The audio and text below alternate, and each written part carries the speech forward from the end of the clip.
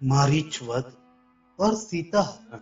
श्री महादेव जी बोले, हे पार्वती, इधर श्री रामचंद्र जी ने भी रावण का सारा षड्यंत्र जानकर एकांत में श्री जानकी जी से, हे सीते, मैं जो कुछ कहता हूँ वह सुनो। हे श्री रावण तुम्हारे पास भिक्षु का रूप धारण कर रहेगा, अतः तुम अपने ही समान आकृति वाली अपनी छाया को कुटी में छोड़कर अग्नि में प्रवेश कर जाओ और मेरी आज्ञा से वहां अदृश्य रूप से 1 वर्ष रहो। तदनंतर रावण के मारे जाने पर तुम मुझे पूर्वक पालोगी। रामचंद्र जी के वचन सुनकर सीता जी ने भी वैसा ही किया। वे माया में सीता को बाहर कुटी में छोड़कर स्वयं अग्नि में अंतर्धान हो गई। तब उस माया सीता ने माया में मृग को देखकर श्री रामचंद्र जी के पास आकर हंसते हुए बड़ी नम्रता से कहा, हे राम, ये रत्न विभूषित विचित्र स्वर्ण मृग देखिए। इसके शरीर में कैसे अद्भुत बिंदु हैं और यह कैसी निर्भयता से विचर रहा है। हे प्रभु, आप इसे बांधकर मुझे ला दीजिए। ये सुंदर हिरण मेरा क्रीड़ा मृग हो। तब रामचंद्र जी बहुत अच्छा कहे अपना धनुष उठा लिया और जाते समय लक्ष्मण जी से कहा, लक्ष्मण, तुम प्राण प्रिया सीता की यत्न पूर्वक रक्षा करना। वन में बड़े मायावी भयंकर राक्षस विचर रहे हैं, अतः तुम अनंतता साध्वी सीता की बहुत सावधान रहकर रक्षा करना। लक्ष्मण जी ने श्री रामचंद्र जी से कहा, यह मृग रूपधारी मारीच है, इसमें संदेह नहीं, क्योंकि भला मृग ऐसा कहां हो सकता है। श्री रामचंद्र जी बोले, यदि यह मारीच है तो इसमें संदेह नहीं, मैं इसे अवश्य मार डालूंगा, और यदि मृग ही है तो सीता का मन रखने के लिए ले आऊंगा। मैं अभी जाकर बहुत शीघ्र ही इस मृग को बांध कर ले आता हूं। तब तक तुम सीता की रखवाली करते हुए बहुत सावधान रहना। यह विश्व प्रपंच रूपिणी जगत मोहिनी माया जिनके आश्रित थे, वे रामचंद्र जी ऐसा कहे उस माया मृग के पीछे दौड़ते चले गए। वे निर्विकार चिदात्मा और सर्वव्यापक होकर भी उस मृग के पीछे दौड़े। इससे यह वाक्य सर्वथा सत्य ही है कि भगवान हरि बड़े भक्त वत्सल हैं। भगवान सब कुछ जानते थे, तथापि सीता जी को प्रसन्न करने के लिए वे मृग के पीछे गए। नहीं तो पूर्ण काम आत्मज्ञ भगवान राम को मृग अथवा स्त्री से क्या काम था। वह मृग कभी तो पास ही दिखलाई देने लगता, कभी एक क्षण में ही दूर भाग कर छुप जाता और फिर बहुत दूरी पर दिखलाई देता। इस प्रकार वह रामचंद्र जी को बहुत दूर ले गया। तब रामचंद्र जी निश्चय पूर्वक जानकर कि यह राक्षस ही है, उस मृगरूप राक्षस को एक बाण छोड़कर बीन डाला। बाण के लगते ही मारीच अपना पूर्ण रूप धारण कर लोहू भरे मुख से पृथ्वी पर गिर पड़ा। वह रक्तपाई राक्षस राम की सी बोली में ये कहता हुआ कि हे महाबाहु लक्ष्मण, मैं मारा गया, मेरी शीघ्र ही रक्षा करो, पृथ्वी पर गिरा। मरण समय में जिनके नाम का स्मरण करने से आगे जन्मी जन्म में लीन हो जाते हैं, उन्हीं हरि को देखते देखते उन्हीं के हाथ से मरे हुए उस राक्षस के विषय में तो कहना ही क्या है। उसके शरीर से निकला हुआ तेज सबके देखते देखते श्री राम में ही समा गया। ये देखकर देवताओं को बड़ा आश्चर्य हुआ। वे कहने लगे, इस मुनि जन हिंसक पापी निशाचर ने कैसे कैसे कुकर्म किए और फिर कैसी शुभ गति प्राप्त की। निसंदेह ये श्री रघुनाथ जी की ही महिमा है। राम के बाण से बिंद जाने पर ये पहले ही भय से अपना सब ग्रह और धन आदि छोड़ रामचंद्र जी के स्मरण में लगा हुआ था। निरंतर राम का ध्यान करने से इसके सारे पाप नष्ट हो गए थे तथा अंत ये राम को देखते देखते उन्हीं के हाथ से मारा भी गया। इसलिए इसने राम ही को प्राप्त कर लिया। जो श्री राम का स्मरण करते हुए शरीर छोड़ते ही वे ब्राह्मण हो या राक्षस, पापी हो या धार्मिक, परम पद को ही प्राप्त होते ही परस्पर इस प्रकार कहते हुए फिर देवगण स्वर्ग को चले गए। रामचंद्र जी सोचने लगे कि इस अधम राक्षस ने मरते समय मेरी सी बोली में हा लक्ष्मण कहकर प्राण क्यों छोड़े। इन मेरे से वाक्यों को सुनकर सीता की क्या दशा होगी। इस प्रकार चिंता करते हुए राम बड़ी दूर से लौटे। इधर सीता ने दुरात्मा मारीच का वह शब्द सुनकर अत्यंत भय और दुख से व्याकुल हो लक्ष्मण से यूं कहा, लक्ष्मण तुम बहुत शीघ्र जाओ, तुम्हारे भाई राक्षसों से कष्ट पा रहे हैं। क्या तुम अपने भाई का हा लक्ष्मण ये वाक्य नहीं सुनते। लक्ष्मण जी ने कहा, देव ये वाक्य श्री रामचंद्र जी का नहीं है। किसी राक्षस ने मरते मरते ये वचन कही है। जो राम जी क्रोधित होने पर एक क्षण में संपूर्ण त्रिलोकी को भी नष्ट कर सकते हैं। वे देव वंदित प्रभु भला ऐसा दीन वचन कैसे बोल सकते हैं।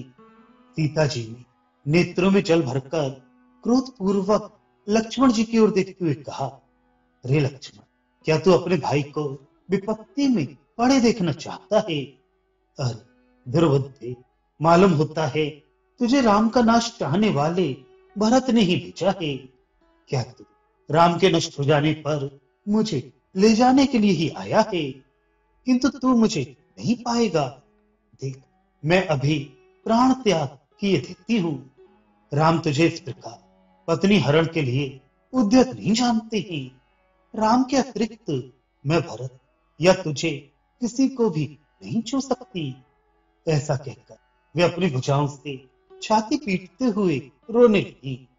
उनके ऐसे कठोर शब्द सुन लक्ष्मण जी ने अति दुखित हो अपने दोनों कान मूंद लिए और कहा, हे चंडी तुझे धिक्कार है, तुम मुझे ऐसी बातें कह रही हो, इससे तुम नष्ट हो जाओगी।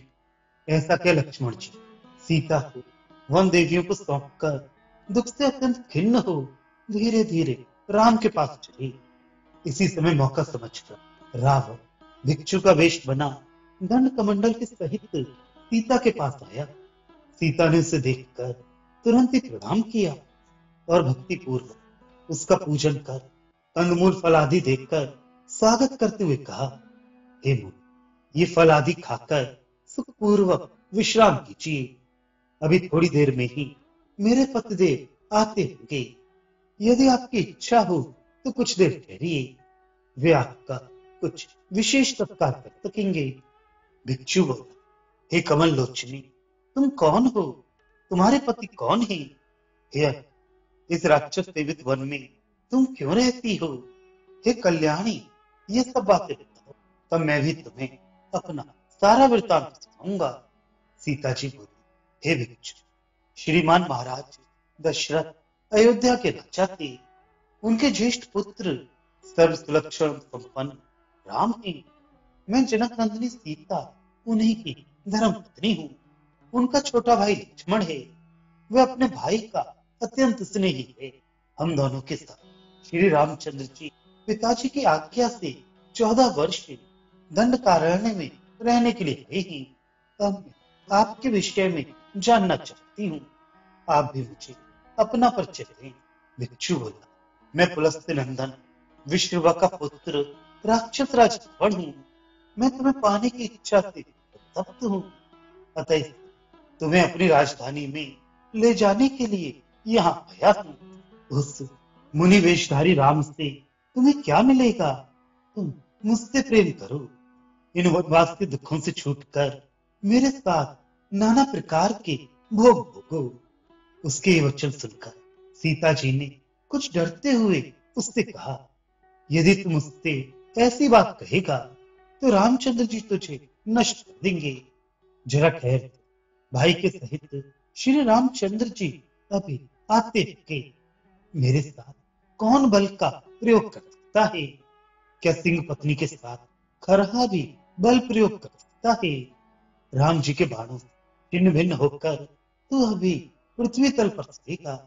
सीता जी के ऐसे वचन सुनकर रावण ने क्रोधाकुल हो अपना महापर्वत का रूप दिखलाया, जिसके 10 मुख 20 भुजाएं थी तथा काले मेघ के समान आभा थी। भयंकर रूप को देखकर वन देवियां और वन्य जीव भयभीत हो गए। तब रावण सीता जी के पैरों के नीचे की पृथ्वी को नखों से खोदकर उन्हें अपने हाथों से उठा लिया और रथ में डालकर तुरंत आकाश मार्ग से चल दिया। उस समय सीता जी अति भयभीत चित्त होकर दीन दृष्टि से पृथ्वी की ओर देखती हुई हर हर लक्ष्मण ऐसा क्या करने लगी। सीता जी का वे आर्तक्रंदन सुनकर तुरंत ही तीखी चोंच वाला पक्षी शेष जटायु पहाड़ की चोटी पर से उठा और बोले, अरे ठहर ठहर, यज्ञ के मंत्रपूत पुरोडाश को ले जाने वाले कुत्ते के समान मेरे सामने जगन्नाथ श्री रघुनाथ जी की भार्या को तुमने सोने तपोवन से तू कौन लिए जाता है। जटायु ने ऐसा कहकर अपनी तीक्ष्ण चोंच से रावण के रथ को चूर चूर कर डाला और अपने पंजों से घोड़ों को मारकर उसके धनुष के टुकड़े टुकड़े कर दिए। रावण ने सीता जी को छोड़कर अपना खड्ग निकाला और झुंझलाकर मतिमान जटायु के पंख काट डाले। पंख कट जाने से पक्षीराज जटायु अधमरे होकर पृथ्वी पर गिर पड़े। फिर तुरंत ही रावण सीता जी को दूसरे रथ पर चढ़ाकर चलता बना। उस समय वह सीता किसी रक्षक को न देखकर बारंबार राम को पुकारती हुई रो रो कर कह रही थी, हर हर जगन्नाथ, क्या आप मुझ दुखनी को नहीं देखते। हे राघव, आपकी भार्या को राक्षस लिए जाता है, आप छुड़ाइए। हाँ महाभाग लक्ष्मण, मुझ अपराधनी की रक्षा करो। हे देवर, मैंने तुम्हें वाघबाण मारे थे, तुम मुझे क्षमा करना। सीता जी इस प्रकार रुदन करने से राम के आने की आशंका करता हुआ रावण उन्हें लेकर वायु के समान अति तीव्र वेग से चलने लगा। इस प्रकार आकाश मार्ग से जाते हुए नीचे की ओर देखती हुई कमलानना सीता जी ने एक पर्वत शिखर पर 5 वानरों को बैठे देखा। ये देखकर उन्होंने अपने आभूषण आदि उतार कर अपने दुपट्टे के टुकड़े में बांधे और ये राम को मेरा समाचार सुनाए इस अभिप्राय से पर्वत पर फेंक दिए। तदनंतर रावण समुद्र पार कर लंका में पहुंचकर उन्हें अपने अंतःपुर के एकांत देश अशोकवन में रखा और राक्षसों से घेरे रखकर मार्त बुद्धि से उनकी रक्षा करने लगा। उस स्थान में अति कष्ट और दीन वदना सीता जी सब प्रकार के श्रृंगार छोड़कर दुख के कारण शुष्क वदन और अत्यंत विवल होकर हार ऐसे विलाप करती हुई राक्षसों के बीच में रहने लगी।